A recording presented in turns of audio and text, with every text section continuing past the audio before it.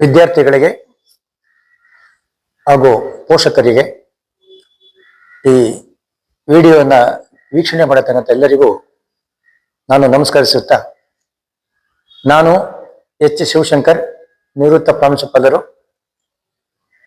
ಆಗಿ ಸೇವೆ ಸಲ್ಲಿಸಿದ್ದು. SSLC ಪರೀಕ್ಷೆ ಬಹಳ ಹತ್ತಿರದಲ್ಲಿ ಬರ್ತಾ ಇರೋದ್ರಿಂದ ವಿದ್ಯಾರ್ಥಿಗಳು ಬಹಳ ಒತ್ತಡದಲ್ಲಿರ್ತಾರೆ. ಪೋಷಕರು ಕೂಡ ಒತ್ತಡವನ್ನ ಹೆಚ್ಚು ಮಾಡಲತಕ್ಕಂಥ ಪ್ರಯತ್ನವನ್ನ ಮಾಡ್ತಾರೆ. ಈ ವಿಷಯವನ್ನು ನಾನು ಮನದಲ್ಲಿ ಇಟ್ಕೊಂಡು ವಿದ್ಯಾರ್ಥಿಗಳು ಸುಲಭವಾಗಿ ಜಸ್ಟ್ ಪಾಸ್ ಅಂದ್ರೆ ಒಂದು 28 ಮಾರ್ಕ್ಸು, 30 ಅಥವಾ 35, 40 ಅಂಕಗಳನ್ನ ಸುಲಭವಾಗಿ ತಗೊಳ್ಳಿಕ್ಕೆ ವಿದ್ಯಾರ್ಥಿಗಳು ಯಾವ ರೀತಿ ಸಿದ್ಧತೆ ಮಾಡ್ಕೊಳ್ಬೇಕು SSLC ಪರೀಕ್ಷೆಗೆ, ಜೊತೆಗೆ ಚೆನ್ನಾಗಿ ಓದತಕ್ಕಂಥ ವಿದ್ಯಾರ್ಥಿಗಳು ಇನ್ನು ಹೆಚ್ಚಿನ ರೀತಿಯಲ್ಲಿ 85, 90, 95% ಅಂಕಗಳನ್ನ ಪಡೆಯಲು ಯಾವ ರೀತಿ ಸಿದ್ಧತೆ ಮಾಡ್ಕೊಳ್ಬೇಕು ಅನ್ನೋದ್ರ ಬಗ್ಗೆ, ಅದ್ರ ಜೊತೆಗೆ ಈ ವಿದ್ಯಾರ್ಥಿಗಳು ಉತ್ತೀರ್ಣರಾಗಬೇಕಾದ್ರೆ ಹೆಚ್ಚಿನ ಅಂಕಗಳನ್ನ ತೆಗೆದುಕೊಳ್ಬೇಕಾಗಿದ್ರೆ, ಅವರ ವ್ಯಾಸಂಗ ಉನ್ನತ ದರ್ಜೆಯಲ್ಲಿ ನಡೀಬೇಕಾಗಿದ್ರೆ, ಅವರ ಭಾವಿ ಭವಿಷ್ಯ ಉತ್ತಮಗೊಳ್ಳಬೇಕಾಗಿದ್ರೆ ವಿದ್ಯಾರ್ಥಿಗಳ ಪೋಷಕರು ಅಂದ್ರೆ ತಂದೆ ತಾಯಿಯಂದಿರ ಪಾತ್ರ ಏನು ಅನ್ನೋದ್ರ ಬಗ್ಗೆ ಕೂಡ ನಾನು ಇದರಲ್ಲಿ ವಿಚಾರ ಮಾಡಲಿಕ್ಕೆ ನಾನು ಪ್ರಾಮಾಣಿಕ ಪ್ರಯತ್ನವನ್ನ ಮಾಡ್ತೀನಿ. ಈಗ ಮೊದಲಿಗೆ ವಿದ್ಯಾರ್ಥಿಗಳಿಗೆ ಈ SSLC ಎಕ್ಸಾಮಿನೇಷನ್ ಹತ್ರ ಬರ್ತಾ ಸಾಮಾನ್ಯವಾಗಿ ಓದ್ತಾ ಇರ್ತಾರೆ. ಆದ್ರೆ ಅವರಲ್ಲಿ ಈ ಮರೆವು, ಜ್ಞಾಪಕ ಶಕ್ತಿ ಕಡಿಮೆ ಆಗ್ತಾ ಹೋಗುತ್ತೆ. ಅಂದ್ರೆ ಓದ್ತಾ ಇರ್ತಾರೆ, ಅದೇ ಅವ್ರಿಗೆ ಅದು ಜ್ಞಾಪಕ ಇಟ್ಟುಕೊಳ್ಳಲು ತುಂಬಾ ಕಷ್ಟ ಆಗಿರುತ್ತೆ. ಇದಕ್ಕೆ ಏನು ಕಾರಣ ಇರ್ಬೋದು? ಇದಕ್ಕೆ ನಾವು ಹಲವಾರು ಕಾರಣಗಳನ್ನ ನಾವು ವಿದ್ಯಾರ್ಥಿಗಳಿಗೆ ಹೇಳ್ಬೋದು. ಮೊದಲನೇದಾಗಿ ಪರೀಕ್ಷಾ ಭಯ. ಪರೀಕ್ಷೆ ಬಗ್ಗೆ ಭಯದಿಂದ ಪರೀಕ್ಷೆ ಬರ್ತಾ ಇದೆ ಅನ್ನತಕ್ಕಂಥ ರೀತಿಯಲ್ಲಿ ವ್ಯಾಸಂಗ ಮಾಡೋದು, ಅಂದ್ರೆ ಗಾಬರಿಯಾಗಿ ನಾವು ಓದತಕ್ಕಂಥದ್ದು. ಈ ಪರೀಕ್ಷೆ ಭಯವನ್ನ ವಿದ್ಯಾರ್ಥಿಗಳು ಮೊದಲಿಗೆ ಬಿಡಬೇಕು. ಯಾಕಂದ್ರೆ ಈಗ ಪರೀಕ್ಷೆ ಬಹಳ ಹತ್ರದಲ್ಲಿ ಬರ್ತಾ ಇರೋದ್ರಿಂದ ಇರುವ ಈ ಕಡಿಮೆ ಕಾಲಾವಧಿಯಲ್ಲಿ ವಿದ್ಯಾರ್ಥಿಗಳು ಟೆನ್ಷನ್ ತಗೊಳ್ಬಾರ್ದು. ಅಂದ್ರೆ ಯಾವುದೇ ಒತ್ತಡ, ಹೆದರಿಕೆ ಪರೀಕ್ಷೆ ಬಗ್ಗೆ ಇರಬಾರ್ದು. ಮೈಂಡ್ ಅವರು ಫ್ರೀಯಾಗಿ ಇಟ್ಕೊಂಡಿರ್ಬೇಕು. ಹಾಗಾದ್ರೆ ಈ ಒಂದು ಹೆದರಿಕೆ ಹೋಗ್ಬೇಕಾದ್ರೆ, ನೆನಪಿನ ಶಕ್ತಿಯನ್ನ ಹೆಚ್ಚಿಸ್ಕೊಳ್ಬೇಕಾಗಿದ್ರೆ ಅವರು ಕೆಲವು ಅಂಶಗಳನ್ನ ಅಳವಡಿಸ್ಕೋಬೇಕಾಗ್ತದೆ. ಅವ್ರು ಓದುವಾಗ, ಅಭ್ಯಾಸ ಮಾಡುವಾಗ. ಏನದು ಅಂದ್ರೆ, ಒಂದು ಓದಿದ್ದನ್ನ ಒಂದ್ಸಲ 2 ಸಲ ಬರೆದು ಪ್ರಾಕ್ಟೀಸ್ ಮಾಡತಕ್ಕಂಥದ್ದು. ಆಮೇಲೆ ಮೊಬೈಲ್ ಇಟ್ಕೊಂಡು ಓದತಕ್ಕಂಥದ್ದು, ಅಥವಾ ಟಿವಿ ನೋಡ್ಕೊಂಡು ಓದತಕ್ಕಂಥದ್ದು, ಅಥವಾ ಊಟ ಮಾಡ್ಕೊಂಡು ಓದತಕ್ಕಂಥದ್ದು, ಅಥವಾ ಓದ್ತಾ ಇರ್ತಾರೆ, ಮನೆಯಲ್ಲಿ ಯಾರೋ ಸ್ನೇಹಿತರು ನೆಂಟರು ಬಂದಿರ್ತಾರೆ, ಅವ್ರೇನೋ ಮಾತಾಡ್ತಾ ಇರ್ತಾರೆ ದೊಡ್ಡವರು, ಆ ಕಡೆ ಅಂದ್ರೆ ಮೈಂಡ್ ಎಲ್ಲ ಆ ಕಡೆ ಕೊಟ್ಕೊಂಡು ಇಲ್ಲಿ ಪುಸ್ತಕ ಇಟ್ಕೊಂಡು ಓದ್ತಾ ಇರೋದು. ಈ ವಿಷಯಗಳನ್ನ ಇವರು ಈ ವಿಚಾರಗಳಿಂದ ದೂರ ಇದ್ದು ವಿದ್ಯಾರ್ಥಿಗಳು ಓದ ಕಡೆನೆ ತಮ್ಮ ಗಮನವನ್ನ ಕೇಂದ್ರೀಕರಿಸಿದ್ರೆ ಬಹುಶಃ ಅವ್ರಿಗೆ ಮಾನಸಿಕ ಒತ್ತಡ ಇರಲ್ಲ, ಪರೀಕ್ಷಾ ಭಯನೂ ಇರಲ್ಲ. ಜೊತೆಗೆ ಬರೆದು ಪ್ರಾಕ್ಟೀಸ್ ಮಾಡೋದ್ರಿಂದ ಸುಲಭವಾಗಿ ಅವರು ಪಾಸ್ ಆಗ್ಲಿಕ್ಕೆ ಅನುಕೂಲ ಆಗ್ತದೆ. ಕಾರಣ ಏನಂದ್ರೆ ಅವ್ರಿಗೆ ಜ್ಞಾಪಕ ಶಕ್ತಿ ಚೆನ್ನಾಗಿ ಕೆಲಸ ಮಾಡುತ್ತೆ. ಆ ಜ್ಞಾಪಕ ಶಕ್ತಿ ಚೆನ್ನಾಗಿ ಕೆಲಸ ಮಾಡ್ಬೇಕಾಗಿರೋದೇ ಬಹಳ ಮುಖ್ಯವಾದ ಅಂಶ ಆಗಿರೋದ್ರಿಂದ ಈ ಜ್ಞಾಪಕ ಶಕ್ತಿಯನ್ನ ಇಟ್ಕೊಳ್ಳಲಿಕ್ಕೆ ಈಗ ನಾನು ಹೇಳಿದಂತ ಈ ವಿಷಯಗಳನ್ನ ವಿದ್ಯಾರ್ಥಿಗಳ ಮನಸ್ಸಲ್ಲಿ ಇಟ್ಕೊಂಡು ವ್ಯಾಸಂಗ ಮಾಡಿದ್ರೆ ಬಹಳ ಒಳ್ಳೇದು ಅಂತ ನಾನು ಭಾವಿಸ್ತೇನೆ. ಆಮೇಲೆ ವಿದ್ಯಾರ್ಥಿಗಳಿಗೆ ಇನ್ನೊಂದು ನಾನು ಹೇಳ್ತೀನಿ, ಕೆಲವು ವಿದ್ಯಾರ್ಥಿಗಳು ತಿಳ್ಕೊಂಡಿರ್ತಾರೆ ಅಂದ್ರೆ ಪರೀಕ್ಷೆ ಕೇವಲ ಇನ್ನು 2 ತಿಂಗಳಿದೆ, ನಾನು ಇವಾಗ ಓದಿದ್ರೆ ನಾನು ಪಾಸ್ ಆಗ್ತೀನ, ವರ್ಷದಿಂದ ನಾನು ಓದಿಲ್ಲ ಅನ್ನತಕ್ಕಂಥ ಭಯ, ಆತಂಕ ಇದು ಕೂಡ ಇರುತ್ತೆ. ಅಂತ ಆತಂಕ ಪಡ್ಬೇಕಾಗಿಲ್ಲ. ವರ್ಷದ ಆರಂಭದಿಂದ ಕೂಡ ನೀವು ಓದಿದ್ರು ಪರೀಕ್ಷೆ ಕೇವಲ 2 ತಿಂಗಳಿದೆ ಅನ್ನೋವಾಗ ಒಟ್ಟಾಗಿ ನೀವು ಓದಿದ್ದೆ ಆದ್ರೆ ನೀವು ಖಂಡಿತ ಪಾಸ್ ಆಗ್ತೀರಾ. ಆದ್ರೆ ಸುಲಭವಾಗಿ ಪಾಸ್ ಮಾಡ್ಲಿಕ್ಕೆ ಈ ತರ ವಿದ್ಯಾರ್ಥಿಗಳು, ಯಾವ ತರ ವಿದ್ಯಾರ್ಥಿಗಳು, ಯಾರು 28, 30, 35 ಅಂಕ, 40 ಅಂಕ ತಗೊಳ್ಳಿಕ್ಕೆ ನನ್ಗೆ ಆಗೋದಿಲ್ಲ ಅಂತ ಅಂದ್ಕೊಂಡಿರ್ತಾರೆ, ಅಂತ ವಿದ್ಯಾರ್ಥಿಗಳಲ್ಲಿ ನಾನು ಒಂದು ಮಾತನ್ನ ತಮ್ಗೆ ಕಿವಿ ಮಾತು ಹೇಳ್ತೀನಿ. ನೀವು ಪರೀಕ್ಷೆ ಬಗ್ಗೆ ಭಯ ಬಿಟ್ಬಿಡಿ, ಕಾಲಾವಕಾಶ ಕಡಿಮೆ ಇದೆ ಅಂತಕ್ಕಂಥ ಆತಂಕ ಬಿಟ್ಬಿಡಿ. ನಾನು ಏನು ಓದಲ್ಲ ಅಂತಕ್ಕಂಥದ್ದನ್ನ ಮೊದಲು ಅದನ್ನು ಮರ್ತೋಗ್ಬಿಡಿ. ಮತ್ತೆ ನೀವೇನ್ ಗಪ್ಪ ಇಟ್ಕೊಳ್ಬೇಕಂದ್ರೆ, ನಿಮ್ಮ ಏನು ಟೆಕ್ಸ್ಟ್ ಬುಕ್ ಅಲ್ಲಿ, ಪಠ್ಯ ಪುಸ್ತಕದಲ್ಲಿ 1 ಅಂಕದ ಪ್ರಶ್ನೆಗಳು ತಮಗೆ ಗೊತ್ತಿರುತ್ತೆ, 2 ಅಂಕದ ಪ್ರಶ್ನೆಗಳು ತಮಗೆ ಗೊತ್ತಿರುತ್ತೆ, ಮತ್ತೆ ಕೆಲವು ಡ್ಯಾಶಸ್ ಅನ್ನ, ಖಾಲಿ ಇರುವ ಜಾಗಗಳನ್ನು ತುಂಬಿ ಅದು ಗೊತ್ತಿರುತ್ತೆ, ಹೊಂದಿಸಿ ಬರೆಯಿರಿ ಅದ್ರ ಬಗ್ಗೆ ಗೊತ್ತಿರುತ್ತೆ, ಅಥವಾ ಸರಿ ತಪ್ಪು ಗೊತ್ತಿರ್ಬೋದು, ಅಥವಾ ಬಹು ಆಯ್ಕೆ ಮಾಡಿ ಉತ್ತರ, ಇವೆಲ್ಲ ಕೂಡ ನಿಮ್ಗೆ ಜ್ಞಾಪಕ ಇಟ್ಕೊಳ್ಳಲಿಕ್ಕೆ, ಅಭ್ಯಾಸ ಮಾಡ್ಕೊಳ್ಳಲಿಕ್ಕೆ ತುಂಬಾ ಸುಲಭ. ಬರೀ ಇಂಥ ವಿಷಯಗಳಲ್ಲೇನೆ ನೀವು ಚೆನ್ನಾಗಿ ಪ್ರಾಕ್ಟೀಸ್ ಮಾಡಿದ್ದೆ ಆದ್ರೆ ಖಂಡಿತವಾಗ್ಲೂ ನೀವು 28 ಅಂಕಗಳು ಅದು ಪಾಸಿಂಗ್ ಮಾರ್ಕ್ಸು, ಆಮೇಲೆ ಅಥವಾ 30 ಅಂಕ 35 ಅಂಕಗಳು ತಗೊಂಡು ನೀವು ಸುಲಭವಾಗಿ ಪಾಸ್ ಆಗ್ತೀರಾ. ಯಾವಾಗ? ಈಗ ನಾನು ಹೇಳಿದ್ನಲ್ವಾ, ಈ ವಿಧಾನವನ್ನು ಅನುಸರಿಸಿದಾಗ. ಇದು ಯಾರಿಗೆ ಅಂದ್ರೆ, ವರ್ಷದಿಂದ ನಾನು ಓದಿಲ್ಲ, ಇವಾಗ ಓದಿದ್ರೆ ನಾನು ಖಂಡಿತ ಪಾಸ್ ಆಗ್ತೀನಿ ಅನ್ನತಕ್ಕಂಥ ಆತಂಕ ಇರುತ್ತಲ್ವಾ, ಆ ಆತಂಕ ನಿಮ್ಮಿಂದ ದೂರ ಆಗುತ್ತೆ. ಪರೀಕ್ಷೆ ಬಗ್ಗೆ ನಿಮ್ಗೆ ಭಯ ದೂರ ಆಗುತ್ತೆ. ಖಂಡಿತ ನೀವು ಸಕ್ಸಸ್ ಆಗ್ತೀರಾ, ಪಾಸ್ ಆಗ್ತೀರಾ. ನೀವು ಧೈರ್ಯ ತಗೊಳ್ಳಿ, ನಾನು ಪಾಸ್ ಮಾಡ್ತೀನಿ ಅಂತಕ್ಕಂಥ ಧೈರ್ಯ ತಗೊಂಡು ನೀವು ನಾನು ಹೇಳಿದ ತರ ಈ ಸುಲಭ ವಿಧಾನಗಳಲ್ಲಿ ಅಂಕಗಳನ್ನ ಪಡ್ಕೊಳ್ಳಲಿಕ್ಕೆ ಏನು ಅವಕಾಶ ಇದೆ ಪ್ರಶ್ನೆ ಪತ್ರಿಕೆಯಲ್ಲಿ, ಅದನ್ನ ನೀವು ಅನುಸರಿಸಿದ್ದೆ ಇದ್ರೆ ಖಂಡಿತ ನೀವು ಸುಲಭವಾಗಿ ಪಾಸ್ ಆಗ್ತೀರಾ. ಇದು ಸುಲಭವಾಗಿ ಪಾಸ್ ಆಗ್ಲಿಕ್ಕೆ ವಿದ್ಯಾರ್ಥಿಗಳಿಗೆ ಬೇಕಾಗಿರ್ತಕ್ಕಂಥ ಒಂದು ವಿಧಾನ. ಸೊ ಇದಾಯ್ತು. ನೆಕ್ಸ್ಟ್ ಇನ್ನೊಂದು ವಿದ್ಯಾರ್ಥಿಗಳ ವರ್ಗ ಇದೆ. ಏನಪ್ಪ ಅಂದ್ರೆ, ಚೆನ್ನಾಗಿ ಓದ್ತಾರೆ, ಅವರು ವರ್ಷದಿಂದ ಓದಿರ್ತಾರೆ. ಅವ್ರು ಏನ್ ಮಾಡ್ತಾರೆ ಗೊತ್ತಾ, ನಾನು ವರ್ಷದಿಂದ ಓದಿದ್ದೀನಿ, ಈಗ ಪರೀಕ್ಷೆ ಟೈಮಲ್ಲಿ ನಾನು ಅಷ್ಟೊಂದು ಓದೋ ಅವಶ್ಯಕತೆ ಇಲ್ಲ ಅಂತ ಅವರು ತಿಳ್ಕೊಂಡಿರ್ತಾರೆ. ಇಲ್ಲ, ಅದು ಆ ತರ ಆಗೋದಿಲ್ಲ. ವರ್ಷದಿಂದ ಓದಿರ್ಬೋದು, ಆದ್ರೂ ಕೂಡ ವರ್ಷದಿಂದ ನೀವು ಚೆನ್ನಾಗಿ ಓದಿರತಕ್ಕಂಥದ್ದು ನಿಮಗೆ ನೆನಪಿನಲ್ಲಿ ಚೆನ್ನಾಗಿ ಇರಬೇಕು ಅಂದ್ರೆ ಕಡಿಮೆ ಕಾಲದಲ್ಲಿ ಹೆಚ್ಚಿನ ಉತ್ತರಗಳನ್ನ ಬರೆದು ಸಕಾಲದಲ್ಲಿ ನೀವು ಹೆಚ್ಚಿನ ಅಂಕಗಳನ್ನ ಪಡ್ಕೊಳ್ಬೇಕಾಗಿದ್ರೆ ಪರೀಕ್ಷಾ ಸಮಯ ಬಹಳ ಮುಖ್ಯವಾಗಿರತಕ್ಕಂಥದ್ದು. ಈ ವಿದ್ಯಾರ್ಥಿಗಳು ಅಂದ್ರೆ ಚೆನ್ನಾಗಿ ಓದುವ ವಿದ್ಯಾರ್ಥಿಗಳು ಯೋಚನೆ ಮಾಡ್ಬೇಕು.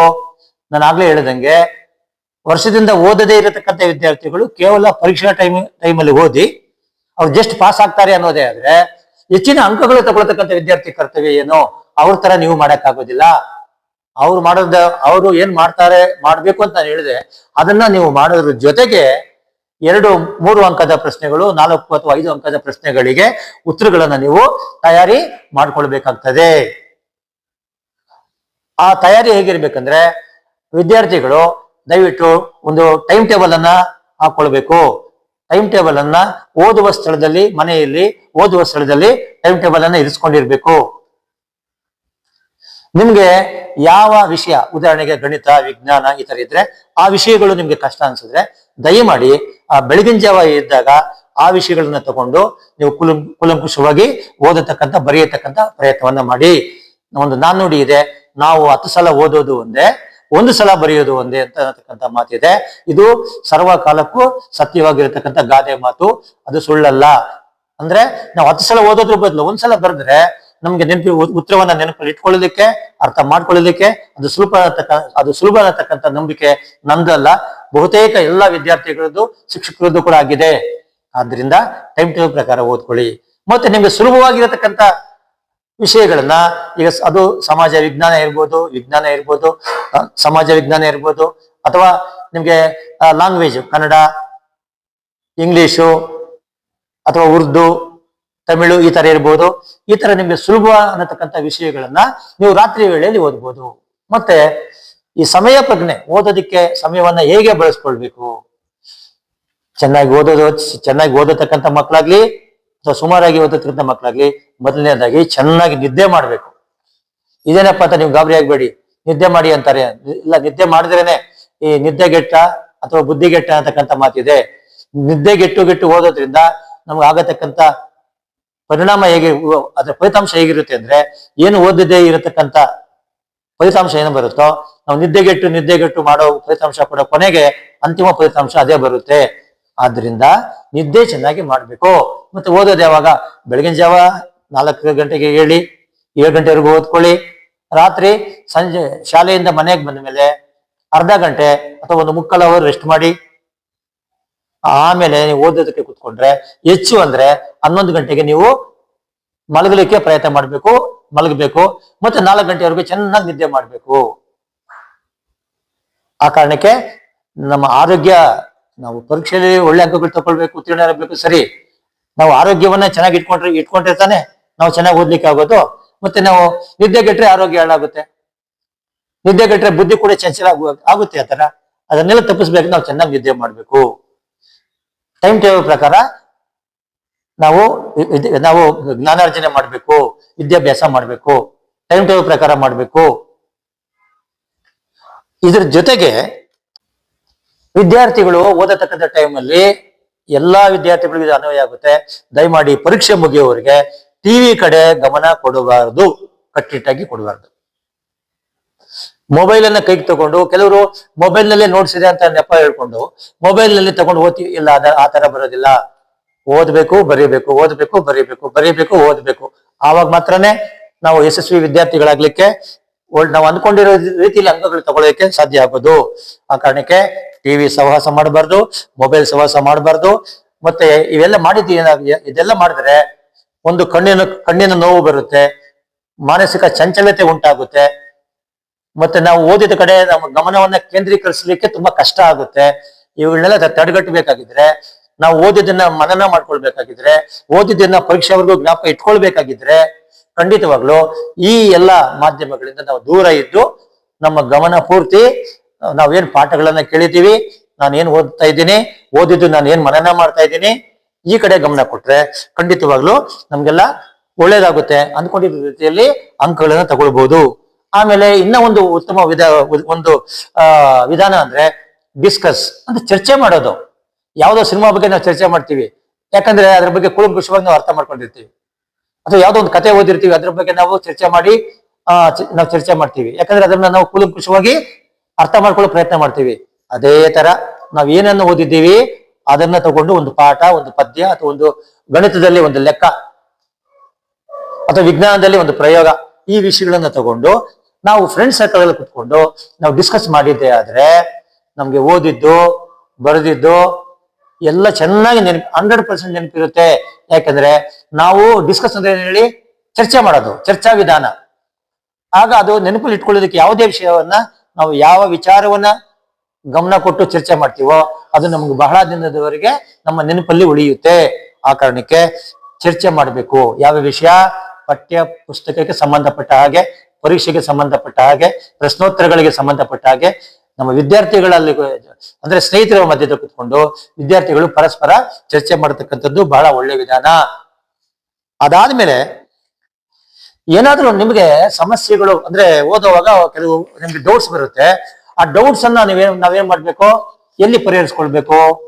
ಮನೆಯಲ್ಲಿ ತಂದೆ ತಾಯಂದ್ರು ಅಥವಾ ಅಕ್ಕಂದ್ರು ಅಣ್ಣಂದ್ರು ಇದ್ರೆ ಅವ್ರ ಹತ್ರ ಕೇಳಿ ತಿಳ್ಕೊಳ್ಬೇಕು. ಒಂದ್ ವೇಳೆ ಅಂತ ಸೌಲಭ್ಯ ಮನೆಯಲ್ಲಿ ನಮ್ಗೆ ಸಿಗ್ತಾ ಇಲ್ಲ ಅಂದ್ರೆ ಆ ವಿಷಯಗಳಿಗೆ ಸಂಬಂಧಪಟ್ಟಂತ ಬೋಧಕರು, ಟೀಚರ್ಸ್ ಸೇರಿದ್ದಾರೆ, ಅವ್ರ ಹತ್ರ ಆ ಪ್ರಶ್ನೆಗಳನ್ನ ಮುಂದಿಟ್ಟು ನಿಮ್ಮ ಸಮಸ್ಯೆಗಳನ್ನ ಬಗೆಹರಿಸ್ಕೊಂಡು ನೀವು ತಮ್ಮ ಡೌಟ್ಸ್ ಅನ್ನ ಕ್ಲಾರಿಫೈ ಮಾಡ್ಕೋಬಹುದು. ಇದಾದ್ಮೇಲೆ ರಾತ್ರಿ ಎಲ್ಲ ಓದತಕ್ಕಂಥದ್ದನ್ನು ದಯವಿಟ್ಟು ನಿಲ್ಲಿಸ್ಬಿಡಿ. ಆಮೇಲೆ ಪ್ರಶ್ನೋತ್ತರ ವಿಧಾನ ಅಂತ ಒಂದಿದೆ. ಏನು ಪ್ರಶ್ನೋತ್ತರ ಅಂದ್ರೆ ಫ್ರೆಂಡ್ ಸರ್ಕಲ್ ನಲ್ಲಿ ಕುತ್ಕೊಳ್ಳೋದು, ಒಂದು 8 ಜನ 6 ಜನ 5 ಜನ ಸ್ನೇಹಿತರೆಲ್ಲ ಕುತ್ಕೊಂಡು ಪ್ರಶ್ನೆಗಳು, ನಾನು ಅವ್ರಿಗೆ ಪ್ರಶ್ನೆ ಕೇಳೋದು, ಅವ್ರು ನಮ್ಗೆ ಪ್ರಶ್ನೆ ಕೇಳೋದು. ಅವಾಗ ಏನಾಗುತ್ತೆ, ನಾವು ಕೇಳತಕ್ಕಂಥ ಪ್ರಶ್ನೆನೂ ಅಷ್ಟು ಜನ ವಿದ್ಯಾರ್ಥಿಗಳು ಕೇಳ್ತಾರೆ, ಸ್ನೇಹಿತರು. ಉತ್ತರ ಕೂಡ ಅಷ್ಟು ಜನ ಕೇಳ್ತಾರೆ. ಉತ್ತರ ತಪ್ಪಾಗಿದ್ರೆ ಅದನ್ನ 5 ಜನ ಕೂಡ, ಅಲ್ಲಿ ಕೂತಿರೋರು ಎಲ್ಲರೂ ಕೂಡ ತಪ್ಪನ್ನು ಸರಿ ಮಾಡ್ಕೊಳ್ತಕ್ಕಂಥ ಪ್ರಯತ್ನವನ್ನ ಕೂಡ ಮಾಡ್ಲಿಕ್ಕೆ ಅವಕಾಶ ಇರುತ್ತೆ. ಆ ಕಾರಣಕ್ಕೆ ಈ ಪ್ರಶ್ನೋತ್ತರ ವಿಧಾನ ಕೂಡ ಓದಿದ್ದನ್ನ ಅರ್ಥ ಮಾಡ್ಕೊಳ್ಳಿಕ್ಕೆ, ನೆನಪಲ್ಲಿ ಇಟ್ಕೊಳ್ಳಿಕ್ಕೆ, ಮನನ ಮಾಡ್ಕೊಳ್ಳಿಕ್ಕೆ ಈ ಪ್ರಶ್ನೋತ್ತರ ವಿಧಾನ ತುಂಬಾ ಸಹಾಯ ಮಾಡ್ತದೆ. ಇದನ್ನ ನೀವು ಫ್ರೆಂಡ್ ಸರ್ಕಲ್ ನಲ್ಲೇ ಇದನ್ನ ಅಂದ್ರೆ ಚರ್ಚಾ ವಿಧಾನ ಇರ್ಬೋದು, ಪ್ರಶ್ನೋತ್ತರ ವಿಧಾನ ಇರ್ಬೋದು, ನಾವು ಫ್ರೆಂಡ್ ಸರ್ಕಲ್ ನಲ್ಲೇ ನಾವು ಕುತ್ಕೊಂಡು ನಾವು ಚೆನ್ನಾಗಿ ಅಭ್ಯಾಸ ಮಾಡಿ ಹೆಚ್ಚು ಅಂಕಗಳನ್ನ ತಗೊಳ್ಳಿಕ್ಕೆ ಅವಕಾಶ ಇರುತ್ತೆ. ಆಮೇಲೆ ಈ ಸಮಯ ಪ್ರಜ್ಞೆ ನಮ್ಗೆ ಬಹಳ ಮುಖ್ಯ ಓದ್ಲಿಕ್ಕೆ. ಕೊನೆಯದಾಗಿ ಇನ್ನೊಂದೇನಪ್ಪಾ ಅಂದ್ರೆ ಹಳೆಯ ಪ್ರಶ್ನೆ ಪತ್ರಿಕೆಗಳನ್ನ ಚೆನ್ನಾಗಿ ಓದತಕ್ಕಂಥ ವಿದ್ಯಾರ್ಥಿಗಳಿರ್ಬೋದು, ಅಥವಾ ಜಸ್ಟ್ ಪಾಸ್ ಆಗ್ಲಿಕ್ಕೆ ತಯಾರಿ ಮಾಡ್ಕೊಳ್ತಕ್ಕಂಥ ವಿದ್ಯಾರ್ಥಿಗಳಿರ್ಬೋದು, ಇಬ್ಬರಿಗೂ ಒಂದು ಏನಪ್ಪಾ ಅಂದ್ರೆ ನಿಮ್ಮ ಹಂತದಲ್ಲಿ ನಿಮ್ಮ ಒಂದು ಪ್ರಯತ್ನದಲ್ಲಿ ಎಷ್ಟು ಅಂಕಗಳನ್ನು ನೀವು ತಗೊಳ್ಳಿಕ್ಕೆ ಇಷ್ಟಪಡ್ತೀರಾ ಅಷ್ಟು ಪ್ರಶ್ನೆ ಪತ್ರಿಕೆಗಳನ್ನ ನೀವು ಬಿಡಿಸಿದಷ್ಟು ನೀವು ಉತ್ತರಗಳನ್ನ ನಮ್ಮ ಮನಸ್ಸಲ್ಲಿ ಇಟ್ಕೊಳ್ಳಲಿಕ್ಕೆ, ಅಭ್ಯಾಸ ಮಾಡ್ಕೊಳ್ಳಲಿಕ್ಕೆ, ಪರೀಕ್ಷೆಯಲ್ಲಿ ಹೆಚ್ಚಾಗಿ ನೀವು ಬಹಳ ಕಡಿಮೆ ಕಾಲದಲ್ಲಿ ಹೆಚ್ಚಿನ ಉತ್ತರಗಳನ್ನ ಬರೆದು, ಸರಿಯಾದ ಉತ್ತರಗಳನ್ನ ಬರೆದು ಹೆಚ್ಚಿನ ಅಂಕಗಳು ತಗೊಳ್ಳಿಕ್ಕೆ ಸಹಾಯ ಮಾಡ್ತದೆ. ಫೇಲ್ ಆಗತಕ್ಕಂಥ ವಿದ್ಯಾರ್ಥಿ ಪಾಸ್ ಆಗ್ಲಿಕ್ಕೂ ಕೂಡ ಸಹಾಯ ಆಗ್ತದೆ. ಯಾವಾಗ ಅಂದ್ರೆ ಹಳೆಯ ಪ್ರಶ್ನೆ ಪತ್ರಿಕೆಗಳನ್ನ ಬಿಡಿಸತಕ್ಕಂಥ ಪ್ರಾಮಾಣಿಕ ಪ್ರಯತ್ನವನ್ನ ಮಾಡಬೇಕು. ಇದ್ರ ಜೊತೆಗೆ ಪ್ರತಿ ವರ್ಷ ಕೂಡ ಹೊಸ ಪ್ರಶ್ನೆ ಪತ್ರಿಕೆಗಳನ್ನ ಪಠ್ಯ ಪುಸ್ತಕಗಳಿರ್ಬೋದು ಅಥವಾ ಕೆಲವು ಗೈಡ್ಗಳಲ್ಲೂ ಕೂಡ ಕೆಲವು ಪುಸ್ತಕ ಅಂದ್ರೆ ಮ್ಯಾಗಝೈನ್ಸ್, ಪರೀಕ್ಷೆಗೆ ಸಂಬಂಧಪಟ್ಟಂತ ಮ್ಯಾಗಝೈನ್ಗಳಲ್ಲಿ ಹೊಸ ಪ್ರಶ್ನೆ ಪತ್ರಿಕೆಗಳನ್ನ ಪರಿಚಯ ಮಾಡಿರ್ತಾರೆ ಲೇಖಕರು. ಆ ಹೊಸ ಪ್ರಶ್ನೆ ಪತ್ರಿಕೆಗಳನ್ನು ಕೂಡ ಹೆಚ್ಚು ಅಂಕಗಳು ತಗೊಳ್ತಕ್ಕಂಥವ್ರು ಬಿಡಿಸಿದ್ರೆ ಅವರು ಹೆಚ್ಚಿನ ಅಂಕಗಳನ್ನು ತಗೊಳ್ಳಿಕ್ಕೆ ಇನ್ನೂ ಅವಕಾಶ ಆಗ್ತದೆ. ಯಾಕೆಂದ್ರೆ ಹಳೆ ಪ್ರಶ್ನೆ ಪತ್ರಿಕೆ ಬಿಡಿಸಿರ್ತಾರೆ, ಹೊಸದು ಕೂಡ ಕಲ್ತಿರ್ತಾರೆ, ಮತ್ತೆ ಅದರಲ್ಲಿ ಪ್ರಶ್ನೆಗಳು ಅದರಲ್ಲೇ ಬರ್ಬೇಕಾಗುತ್ತದೆ. ಆಗ ನಿಮ್ಗೆ ಸುಲಭವಾಗಿ ನಿಮ್ಮ ಅನಿಸಿಕೆಗೆ ತಕ್ಕಂತೆ ನೀವು ಅಂಕಗಳನ್ನ ಪಡೆಯಲಿಕ್ಕೆ, ಯಶಸ್ಸನ್ನ ಕಾಣಲಿಕ್ಕೆ ಸಾಧ್ಯ ಆಗ್ತದೆ. ಈಗ 3ನೇ ಹಂತದಲ್ಲಿ ನಾನು ಪೋಷಕರ ಪಾತ್ರ ಏನು, ಪೋಷಕರು ಏನ್ ತಿಳ್ಕೊಂಡಿರ್ತಾರೆ ಅಂದ್ರೆ ನಾವು ಫೀಸ್ ಕಟ್ಟಿದ್ದೀವಿ, ಮಂತ್ಲಿ ಫೀಸ್ ಕಟ್ತೀವಿ, ವರ್ಷ ವರ್ಷ ಡೊನೇಷನ್ ಕೊಡ್ತೀವಿ. ನಮ್ಮ ವಿದ್ಯಾರ್ಥಿಗಳು ನಮ್ಮ ಮಕ್ಕಳನ್ನ ಟೀಚರ್ಸ್ ರೆಡಿ ಮಾಡ್ತಾರೆ ಅಂತಕ್ಕಂಥ ಒಂದು ಆಲೋಚನೆಯಲ್ಲಿ ಇರ್ತಾರೆ. ದಯಮಾಡಿ ಆ ತರ ಆಗೋದಿಲ್ಲ. ವಿದ್ಯಾರ್ಥಿಗಳದ್ದು ಎಷ್ಟು ಪಾತ್ರ ಇದೆಯೋ ಪೋಷಕರದ್ದು ಕೂಡ ಅಷ್ಟೇ ಪಾತ್ರ. ಒಂದು ಹಂತದಲ್ಲಿ ವಿದ್ಯಾರ್ಥಿಗಳಿಗಿಂತ ಹೆಚ್ಚಿನ ಪಾತ್ರ ಪೋಷಕರದ್ದು ಇದೆ ಅಂತ ಹೇಳಿ ನಾನಾದ್ರೂ ಭಾವಿಸ್ತೇನೆ. ಈ ಮಾತು ನೇರವಾಗಿ ಪ್ರೈವೇಟ್ ಶಾಲೆಗಳಲ್ಲಿ, ಖಾಸಗಿ ಶಾಲೆಗಳಲ್ಲಿ ಅಭ್ಯಾಸ ಮಾಡತಕ್ಕಂಥ ವಿದ್ಯಾರ್ಥಿಗಳಿಗೆ ಅನ್ವಯಾಗ್ತದೆ. ಇನ್ನು ಸರ್ಕಾರಿ ಶಾಲೆಗಳಿಗೆ ಬಂದ್ರೆ ವಿದ್ಯಾರ್ಥಿಗಳಿಗಿಂತ ಟೀಚರ್ಸ್ ಹೆಚ್ಚಿನ ಶ್ರಮವನ್ನ ಹಾಕ್ತಾರೆ ಅಂತಕ್ಕಂಥದ್ದು ಕೂಡ ನನಗೆ ಮಂದಟ್ಟಾಗಿದೆ. ಮತ್ತೆ ತಂದೆ ತಾಯಂದಿರ ಪಾತ್ರ ಹೇಗೆ? ಮಕ್ಕಳನ್ನ ಬೆಳಗಿನ ಜಾವ ಓದ್ಲಿಕ್ಕೆ ಎಬ್ಸತಕ್ಕಂಥದ್ದು ಅದು ಪೋಷಕರ ಕರ್ತವ್ಯ. ಅವರನ್ನ ಓದ್ಲಿಕ್ಕೆ ಬೇಕಾದ ಒಂದು ಸ್ಥಳವನ್ನ ಅನುವು ಮಾಡಿ ಕೊಡತಕ್ಕಂಥದ್ದು ಅದು ಪೋಷಕರ ಕರ್ತವ್ಯ. ಮತ್ತು ಟೈಮ್ ಟೇಬಲ್ ಏನ್ ಮಾಡ್ಕೊಂಡಿದ್ದಾರೆ ಅದೇ ಓದ್ತಾ ಇದ್ದಾರೆ ಇಲ್ವಾ ಆ ಕಡೆ ಗಮನ ಕೊಡತಕ್ಕಂಥದ್ದು ಪೋಷಕರ ಕರ್ತವ್ಯ. ಕೆಲವು ಟೈಮಲ್ಲಿ ವಿದ್ಯಾರ್ಥಿಗಳು ಹೇಳಿ ಮಾಡ್ತಾರೆ, ಓದತಕ್ಕಂಥ ರೀತಿಯಲ್ಲಿ ಪುಸ್ತಕ ಅಥವಾ ನೋಟ್ಸ್ ತಗೊಂಡು ಮಧ್ಯದಲ್ಲಿ ಇನ್ನೇನೋ ಇಟ್ಕೊಂಡು ನೋಡ್ತಾ ಇರ್ತಾರೆ. ಹಾಗಾಗಿ ಮಗು ಓದ್ತಾ ಇದೆಯಾ ಇಲ್ವಾ ಅದು ತಿಳ್ಕೊಳ್ಬೇಕು. ಆಮೇಲೆ ಮಗು ಏನನ್ನು ಓದ್ತಾ ಇದೆ, ಪರೀಕ್ಷೆಗೆ ಸಂಬಂಧಪಟ್ಟ ಹಾಗೆ, ವಿದ್ಯಾಭ್ಯಾಸಕ್ಕೆ ಸಂಬಂಧಪಟ್ಟ ಹಾಗೆ ಓದ್ತಾ ಇದೆಯಾ ಇಲ್ವಾ ಅದನ್ನ ತಿಳ್ಕೊಳ್ತಕ್ಕಂಥ ಜವಾಬ್ದಾರಿ ಕೂಡ ಪೋಷಕರದಾಗಿರುತ್ತೆ. ಅಥವಾ ಇನ್ನು ಕೆಲವರು ರೂಮಲ್ಲಿ ಕುಡಿಸ್ಬಿಡ್ತಾರೆ ಅಷ್ಟೇ. ಮಗು ನಿದ್ದೆ ಮಾಡ್ತಾ ಇದೆಯಾ ನೋಡಲ್ಲ, ಮಗು ಮೊಬೈಲ್ ನೋಡ್ತಾ ಇದೆಯಾ ನೋಡಲ್ಲ, ಅಥವಾ ಮಗು ಸುಮ್ಮನೆ ಕೂತಿದ್ಯಾ ನೋಡಲ್ಲ. ಇದು ಆ ಕಾರಣಕ್ಕೆ ಓದತಕ್ಕಂಥ ತಮ್ಮ ಮಕ್ಕಳ ಮೇಲೆ, ನಮ್ಮ ಮಕ್ಕಳ ಮೇಲೆ ನಮಗೆ ಗಮನ ಇರಬೇಕು, ಅವ್ರೇನ್ ಮಾಡ್ತಾ ಇದ್ದಾರೆ ಅಂತ. ಆ ಕಾರಣಕ್ಕೆ ಅವರು ಓದಲಿಕ್ಕೆ ಅನುವಾಗುವ ರೀತಿಯಲ್ಲಿ ಅವ್ರಿಗೆ ವ್ಯವಸ್ಥೆ ಮಾಡಿಕೊಡ್ತಕ್ಕಂಥದ್ದು ತಾಯಿ ತಂದೆಯರ, ಪೋಷಕರ ಕರ್ತವ್ಯವಾಗಿರುತ್ತೆ. ಆಮೇಲೆ ಸಕಾಲದಲ್ಲಿ ಮಕ್ಕಳನ್ನ ಶಾಲೆಗೆ ಕಳಿಸ್ಬೇಕು. ಆಗಾಗ ವಾರಕ್ಕೆ 10 ದಿನಗಳಿಗೊಮ್ಮೆ ಶಾಲೆಗಳಿಗೆ ಭೇಟಿ ಕೊಡಬೇಕು. ಪರೀಕ್ಷೆ ಹತ್ರ ಬರ್ತಾ ಇದೆ, ನಮ್ಮ ಮಗಳು ಅಥವಾ ನಮ್ಮ ಮಗ ಹೇಗೆ ಓದ್ತಾ ಇದ್ದಾನೆ, ಯಾವ ವಿಷಯದಲ್ಲಿ ಹಿಂದೆ ಇದ್ದಾನೆ ಅದನ್ನ ಬೇಕಾದ್ರೆ ವಿಚಾರಿಸಿದ್ರು ಕೂಡ ಮಕ್ಕಳಿಗೆ ಪ್ರೋತ್ಸಾಹ ಕೊಟ್ಟಂತೆ ಆಗುತ್ತೆ. ಅತಿ ಮುಖ್ಯವಾಗಿ ಪೋಷಕರಲ್ಲಿ ವಿನಂತಿ ಮಾಡ್ತೇನೆ, ಪರೀಕ್ಷೆ ಹತ್ರ ಬರ್ತಾ ಇದೆ, ನೀವು ಓದ್ಬೇಕು ಅಂತ ಹೇಳಿ ತುಂಬಾ ಒತ್ತಡ ಹಾಕೋದನ್ನ ದಯವಿಟ್ಟು ಮರ್ತ್ಬಿಡಿ. ಎಕ್ಸಾಮ್ ಟೈಮಲ್ಲಿ ನೀವು ಒತ್ತಡ ಹಾಕಿದ್ರೆ ನನ್ನ ಪ್ರಕಾರ ಅವ್ರು ಇನ್ನು ಹಿಂದೆ ಓದಿರೋದೆಲ್ಲ ಕೂಡ ಅವ್ರು ಮರೀತಾರೆ, ಅವ್ರಿಗೆ ಗಾಬರಿ ಆಗುತ್ತೆ, ಮಾನಸಿಕ ಒತ್ತಡಕ್ಕೆ ಗುರಿ ಆಗ್ತಾರೆ, ಪರೀಕ್ಷಾ ಭಯ ಉಂಟಾಗುತ್ತೆ. ಆದ್ರೆ ಪೋಷಕರ ಕರ್ತವ್ಯ ಪ್ರೋತ್ಸಾಹ ಹೇಗಿರ್ಬೇಕು ಅಂದ್ರೆ, ಮಕ್ಕಳಿಗೆ, ಪರೀಕ್ಷಾರ್ಥಿಗಳಿಗೆ, ವಿದ್ಯಾರ್ಥಿಗಳಿಗೆ ಪರೀಕ್ಷಾ ಭಯ ಇರಬಾರ್ದು, ಪರೀಕ್ಷಾ ಒತ್ತಡ ಇರಬಾರ್ದು. ಅವ್ರಿಗೆ ಓದಲಿಕ್ಕೆ ನಾವು ಪ್ರೇರಣೆ ಆಗಿರ್ಬೇಕು. ಸಕಾರಾತ್ಮಕವಾಗಿ ಅವರಲ್ಲಿ ಓದುವ ಹುಮ್ಮಸ್ಸನ್ನ, ಆಸಕ್ತಿಯನ್ನ ಹೆಚ್ಚಿಸಲಿಕ್ಕೆ ಬೇಕಾದ ರೀತಿಯಲ್ಲಿ ಪೋಷಕರು ಸಹಕರಿಸಬೇಕಾಗ್ತದೆ, ಪ್ರೋತ್ಸಾಹವನ್ನ ನೀಡಬೇಕಾಗ್ತದೆ. ಅವ್ರು ನೀಡತಕ್ಕಂಥ ಪ್ರೋತ್ಸಾಹ ಹೇಗಿರ್ಬೇಕು ಅಂದ್ರೆ, ಅವರ ಒಂದು ಜ್ಞಾನಾರ್ಜನೆಗೆ, ವಿದ್ಯಾಭ್ಯಾಸಕ್ಕೆ ಈ ಪ್ರೋತ್ಸಾಹ ಪೂರಕವಾಗಿ ಕೆಲಸ ಮಾಡ್ಬೇಕು ವಿನಃ ಅದಕ್ಕೆ ವಿರುದ್ಧವಾದ ರೀತಿಯಲ್ಲಿ ಕೆಲಸ ಮಾಡಬಾರದು. ಆಮೇಲೆ ಪೋಷಕರು ಈ ಪರೀಕ್ಷೆ ಸಮಯದಲ್ಲಿ ಕೆಲವು ತಂದೆ ತಾಯಿಗಳ ಬಗ್ಗೆ ನಾನು ಮೆಚ್ಚುಗೆ ವ್ಯಕ್ತಪಡಿಸಬೇಕು. ನಾನು ಗಮನಿಸಿದ್ದೀನಿ, ಎಲ್ಲರೂ ಅಲ್ಲ, ಕೆಲವು ತಂದೆ ತಾಯಿರು ಅವರು ಟಿವಿ ನೋಡಲ್ಲ, ತಾಯಿ ಟಿವಿ ನೋಡಲ್ಲ, ತಂದೆ ಟಿವಿ ನೋಡಲ್ಲ, ಮನೇಲಿ ಅಣ್ಣ ತಮ್ಮ ಅಕ್ಕ ತಂಗಿರು ಟಿವಿ ನೋಡಲ್ಲ, ತಾತ ಅಜ್ಜಿಯರು ಕೂಡ ಯಾಕೆ ನೋಡಲ್ಲ ಅಂದ್ರೆ ಮಕ್ಕಳಿಗೆ ಪರೀಕ್ಷೆ ಇದೆ, ನಾವು ಟಿವಿ ನೋಡೋದ್ರಿಂದ, ನಾವು ಮೊಬೈಲ್ ಜಾಸ್ತಿ ನೋಡೋದ್ರಿಂದ ಮಕ್ಕಳ ಮನಸ್ಸು ಈ ಕಡೆ ಬಂದ್ರೆ ಅವ್ರಿಗೆ ಚಂಚಲ ಉಂಟಾಗ್ತದೆ, ಅವರ ಓದಿರೋ ಕಡೆ ಅವ್ರ ಗಮನ ಕೊಡ್ಲಿಕ್ಕೆ ಆಗಲ್ಲ. ಆ ಕಾರಣಕ್ಕೆ ಈ ಮೊಬೈಲ್ ನೋಡೋದು, ಟಿವಿ ನೋಡೋದು, ಈ ತಮ್ಮ ವೈಯಕ್ತಿಕ ಅಭಿಪ್ರಾಯಗಳು ಏನಿದಾವೆ ಅವುಗಳನ್ನೆಲ್ಲ ಕೂಡ ಬದಿಗೊತ್ತಿ ತಂದೆ ತಾಯಿದ್ರು ತ್ಯಾಗ ಮಾಡ್ತಾರೆ ಮಕ್ಕಳಿಗೋಸ್ಕರ. ಅಂತ ತಂದೆ ತಾಯಿಗಳ ಬಗ್ಗೆ ನನ್ಗೆ ತುಂಬಾ ಗೌರವ ಇದೆ, ಹೆಮ್ಮೆ ಅನ್ಸುತ್ತೆ. ಆ ಕಾರಣಕ್ಕೆ ತಂದೆ ತಾಯಿಯರ ಪ್ರೋತ್ಸಾಹ ಮಕ್ಕಳ ವಿದ್ಯಾಭ್ಯಾಸಕ್ಕೆ, ಅವರ ಒಂದು ವ್ಯಾಸಂಗಕ್ಕೆ, ಅವರು ಓದು ಬರಹಕ್ಕೆ, ಪರೀಕ್ಷೆಯಲ್ಲಿ ಅವರು ತೇರ್ಗಡೆ ಆಗ್ಲಿಕ್ಕೆ ಇವ್ರು ಕೊಡತಕ್ಕಂಥ ಒಂದು ಪ್ರೋತ್ಸಾಹ, ತ್ಯಾಗ, ಬೆಂಬಲ ಹೇಗಿರ್ಬೇಕು? ಸಕಾರಾತ್ಮಕವಾಗಿ ಇರಬೇಕು, ಪೂರಕವಾಗಿ ಕೆಲಸ ಮಾಡಬೇಕು. ಈ ಪೂರಕ ಯಾವ ಹಂತದಲ್ಲಿ ನಾವು ಎಷ್ಟು ಪ್ರಮಾಣವಾಗಿ ಅವ್ರಿಗೆ ನಾವು ಬೆಂಬಲಿಸ್ತೀವಿ, ಅವ್ರಿಗೆ ನಾವು ಎದೆ ಗುಂದಬಾರ್ದು. ಎದೆ ಗುಂದಿರತಕ್ಕಂಥ ವಿದ್ಯಾರ್ಥಿಗಳಲ್ಲಿ ಧೈರ್ಯ ತುಂಬತಕ್ಕಂಥ ಕೆಲಸವನ್ನ ಮಾಡೋದು ಕೂಡ ತಂದೆ ತಾಯಿಂದಿರ ಕೆಲಸ ಆಗಿದೆ, ಪೋಷಕರ ಕೆಲಸವಾಗಿರ್ತದೆ. ಆದ್ರಿಂದ ಈ ವಿದ್ಯಾರ್ಥಿಗಳು ಮತ್ತು ಪೋಷಕರು, ನಾನು ಇಲ್ಲಿಯವರೆಗೆ ಈ ವಿಡಿಯೋ ಮೂಲಕ ಏನು ವಿಚಾರಗಳನ್ನ ತಮ್ಮ ಗಮನಕ್ಕೆ ತರತಕ್ಕಂಥ ಒಂದು ಪ್ರಾಮಾಣಿಕ ಪ್ರಯತ್ನವನ್ನ ಮಾಡಿದ್ದೀನಿ, ಅದನ್ನ ತಾವೆಲ್ಲರೂ ಮನಸ್ಸಲ್ಲಿ ಇಟ್ಟುಕೊಂಡು ವಿದ್ಯಾರ್ಥಿಗಳು, ಪೋಷಕರು ಒಗ್ಗಟ್ಟಾಗಿ ಒಮ್ಮತದಿಂದ ಒಂದೇ ಉದ್ದೇಶದ ಕಡೆಗೆ ಸಾಗಿದ್ದೆ ಆದ್ರೆ ಈ ವಿಡಿಯೋ ವಿಚಾರಗಳನ್ನ ತಾವು ಮುಂದಟ್ಟು ಮಾಡಿಕೊಂಡು ಅಳವಡಿಸ್ಕೊಂಡು ನೀವು ತಾವು ವ್ಯಾಸಂಗ ಮಾಡಿ ಪರೀಕ್ಷೆಗೆ ಹಾಜರಾಗಿದ್ದೆ ಆದ್ರೆ ಖಂಡಿತ ಯಶಸ್ಸು ನಿಮಗೆ ಕಟ್ಟಿಟ್ಟ ಬುತ್ತಿ.